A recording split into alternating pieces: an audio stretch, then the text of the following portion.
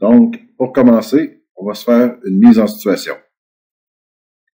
La lumière devra allumer quand, sur pression momentanée de A, puis ensuite une impulsion sur C, et après 5 secondes, on pourra éteindre la lumière en appuyant sur B et ainsi recommencer. Donc, dans l'analyse qu'on peut en faire, c'est que ici, une pression momentanée, ça veut dire qu'il me faudra sûrement que j'aille un relais, que je puisse faire un automaintien. Parce que je vais peser sur A, puis ensuite de ça, je peux l'enlever. Ensuite de ça, on a un autre synonyme ici qui veut dire puis ensuite. Donc, c'est comme un « et ». Une impulsion sur C, puis la lumière va allumer après 5 secondes. Donc, l'indice de « après 5 secondes » me fait dire que c'est une fonction A. Donc, j'ai mon chronogramme. Je viens cibler qu'est-ce que j'ai de besoin. Donc, j'ai juste besoin d'un départ. Donc, si j'ai juste besoin d'un départ, ça devrait être cette section-ci. Ensuite de ça, je m'en vais vers pour la production de mon diagramme échelle. Donc, ici, j'ai ma partie diagramme échelle de basse puissance, de basse tension. Donc, ça va être ici que je vais écrire tout mon contrôle. Ici sera ma puissance. Donc, au début, on a dit qu'il me fallait une pression momentanée sur A avec un contact de maintien pour le maintenir.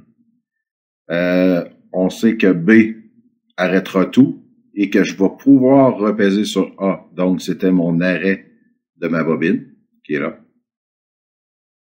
Donc, ici, pour que j'aille ma condition de peser sur A, de pression momentanée, ça va activer mon timer. Donc, je viens alimenter la borne 2 et 10. Donc, je vais avoir mon UN qui est là ici. Donc, mon UN va se mettre à 1 sur pression momentanée de A.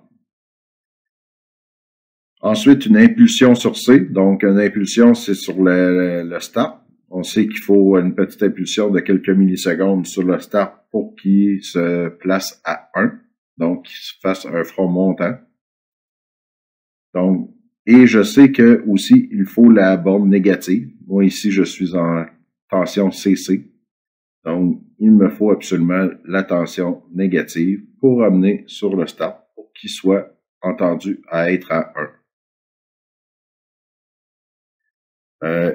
Et on peut recommencer. Donc, je pèse sur B, ça désalimente le relais. Ça met le temps écoulé à 0, vu qu'il y a une perte d'alimentation. Et je peux recommencer au complet la séquence. Il reste la partie puissance, donc allumer la lumière. Et le contact du timer, donc qui n'est pas un contact de relais. Le contact du timer s'écrit comme ça, ou ici, on pourrait l'inverser, fermer, mais son symbole du contact temporisé est comme suit.